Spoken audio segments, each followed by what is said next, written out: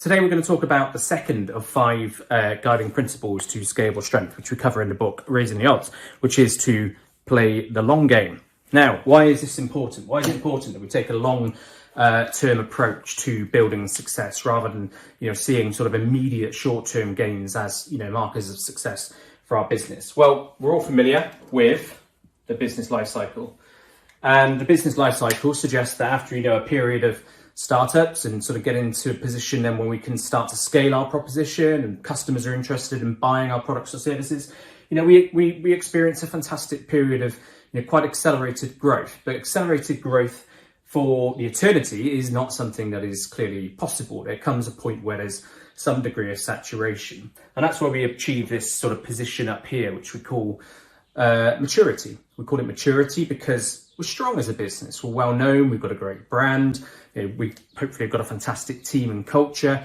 We're profitable. We have a lot of cash in the bank, so that we're in a position to reward our shareholders, to reward our investors, and also to maybe invest in new things. But actually, the vast majority of businesses over time succumb to what we termed in a previous video the spiral of decline. So eventually, all of that success starts to eke away, and there's many examples out there which we cover in the book of once well-established and well-successful businesses that have entered this spiral decline. Now, one of the things that's really important to sort of note in the evaluations of what triggers that decline in businesses is the actions here. It's not about how good we were here, and it's not about how successful we were here. Our existing success as a business is no guarantor of future success, of future prosperity, and we have to avoid becoming complacent. We have to avoid going into denial when certain things might be working against us. Now, those things that could be triggering this point here, where we have the potential to, start to unravel, or alternatively, we have the potential to really, create new vigor and momentum and really push ourselves into the future, are both internal, but also external in nature. So internal could be things like, we have become complacent. We have, not innovated sufficiently. We've not evolved our people and our skill sets and our capabilities to a point that keeps us competitive. It might be that we failed to invest in new technology. It might be that we failed to, sufficiently develop our products and services so that they remain in demand over time. We might have succumbed to things like inflationary cost pressures, for example. We're not able to absorb those and not able to pass those on through prices to our consumers. But from an external perspective, it's those kind of shocks, those storms that all businesses face at some stage, be it a global pandemic. We saw that coming, but that obviously, laid waste to tens of thousands, hundreds of thousands, millions of businesses across the world. A lot of them once, highly successful ones to boot. But it could be, other things like, external competition that's come out of nowhere, disruptive industries like technology and AI, which have come in and are kind of shaking to the core the market and the industry that we work within. It could be evolving consumer customer habits, the Amazon effect on bricks and mortar retail, for example. So there's loads of things. And actually, what's really important for us to note is that whilst a lot of our success is absolutely to do with the positive steps and the decisions that we make here, a lot of it, in fact, the majority of our long-term success actually comes down to how we react at this stage. It's not about what we do just in the good times, it's about what we do in the bad times that really, really counts. So to put some sort of perspective to this, so oscillations in growth are normal. We're going to have oscillations. We want to keep those oscillations as manageable as possible. But, the reality with these internal and external forces at play, we're going to have periods where we're really successful and growing at a good rate. We're also going to have periods where things are a little bit more challenging, and that becomes the real strength test for us. Now, when we actually sort of assess the growth journey of a company, if we were to sort of look at a company and chart it on a board here and say, well, this is where they started, this is where we are now, and this is where we aspire to be. This is kind of our vision. This is our scale in terms of customers, users, money, whatever the scale is. And then clearly this is time. If we were to plot this out, it would look very different depending on which company we look at. So, a lot of companies will hope to see this kind of nice linear growth, really steady growth over time. A lot of companies might follow what we call a sort of hockey stick approach, which is huge amounts of research and development, huge amounts of building a business up until you hit a point of transition where all of a sudden everything clicks and we're okay. Other businesses benefit from very rapid growth, and then potentially they might be able to sustain that. They may not. Whereas other companies, it might be step by step by step by step, nothing phenomenal in terms of innovation or growth spurt or, years of growth, but actually just really consistent sort of steady growth. Now, actually, the key to playing the long game is to look at things from two sort of horizontal perspectives, if you like. So when we're in the midst of, a problem now, so let's say we have, a chart that looks a bit like this. So we've experienced this incredibly positive period. And that could have been, 5 years worth of just really great growth, 10 years, 20 years.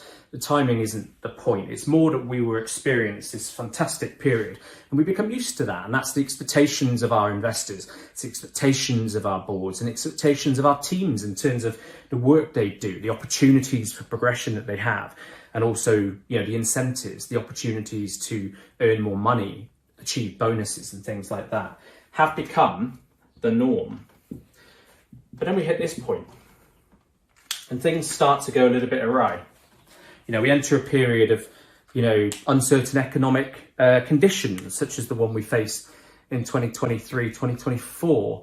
And actually, this is starting to put pressure. We're starting to see sales become more difficult to achieve. We're starting to see some customers, tightening their laces a little bit and, spending less money with us. And we're starting to become concerned as a business that we are going to end up in this decline.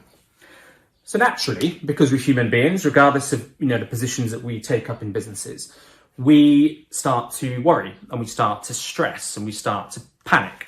And these emotions, which come more into play, can actually very easily unravel the strength that we have previously built during this period.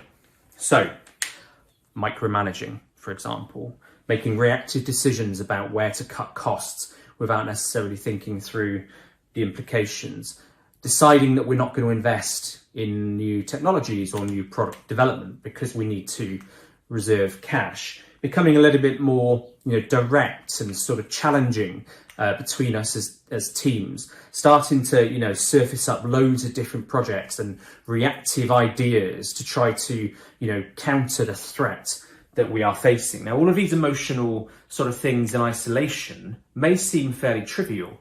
The way that we present ourselves in a meeting, or the way that we, suddenly decide to stop this thing and pivot and start doing this thing instead. It might seem in isolation quite trivial, but actually they build up. And these are things that actually raise the risks of that decline accelerating. So we have to be very, very careful. I talked about two horizons. That's the one horizon. Because the one thing I didn't put on that scale was time.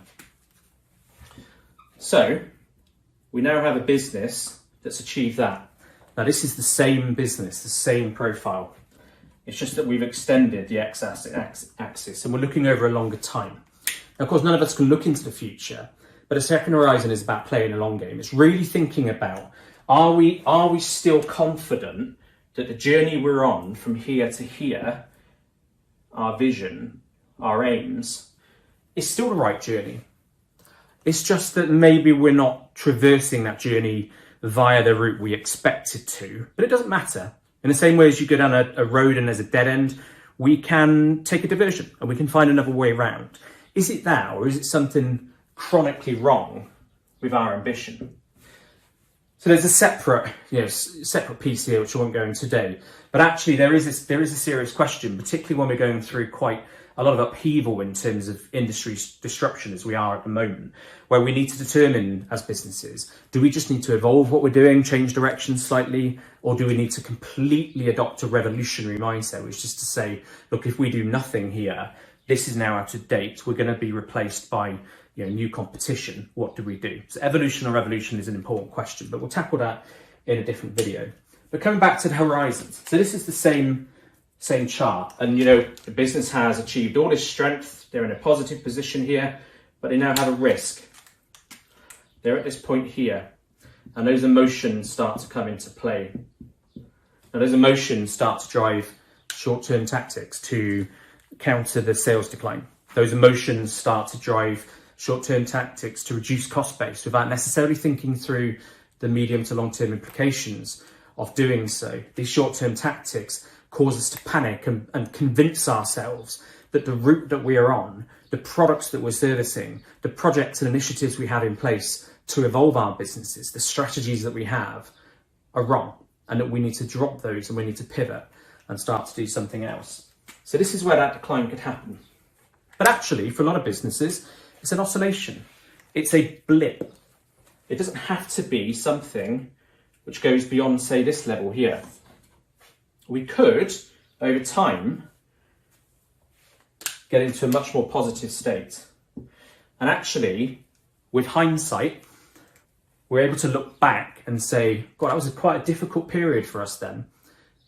But actually, we responded pragmatically. We focused on the facts. We were still resolutely determined that our strategy and the direction of travel that our business is going in was right. And what we did instead was protect the strength that we had. We made the right decisions here with the long game in mind. And ultimately, we got through it and we started thriving on the back of it. Now, that is one of the truest differences between businesses that achieve long-term success and those that succumb to a spiral of decline, is our reactions during the hard times, not the actions during the positive times. So, 3 things to think about when faced with one of those dips. We don't want the blips to turn into massive spirals of decline. We want them to remain as blips, but we have to accept that even a blip is going to have some kind of negative effect on our business. Maybe we miss profit targets for the year. Maybe we do have to make some tough choices about reducing our cost base to protect cash. But we need to do these things very, very pragmatically. So 3 things that we should always do as businesses to ensure that we minimize the risk of a spiral of decline at that stage. Number 1, keep the customer front and center. The number 1 challenge businesses face at a point where a blip starts to happen is that cash and profit and returns to a set of investors, share price or commitments that they've made for dividends, for example, become the primary driver. And no matter the experience of leaders and the board directors, we are still humans and we become quite narrow-minded about things and short-termist about things. We have to achieve that profit position. We have to achieve that growth position. But actually, do we? Is this just a self-imposed kind of pressure that is unnecessary? Or are we not managing our investors correctly? Are we not got them on board with the long game plan and the fact that, yes, there might be a short-term blip, but stick with us. Stick with us as Amazon's investors did, for example. And actually the returns that you'll get over time will be much greater. So customers front and center comes down to 2 things. Number 1, existing customers, whether they're dormant or whether they are live, active at a time, protect them, keep them front of mind. Recognize that they are businesses that are probably going through the same challenge. They have to reduce costs. They have to find a way through potentially a period of uncertainty. So do what you can to be agile. Do what you can to service those needs without necessarily compromising some of the strength within the business. But the second thing is to really, really look externally at consumer habits and customer habits. Are behaviours changing? Are the demands moving? Do we just need to evolve what we're doing, or do we need to adopt a revolutionary type mindset here? That's something that we should absolutely spend time doing. The second thing is about protecting strength.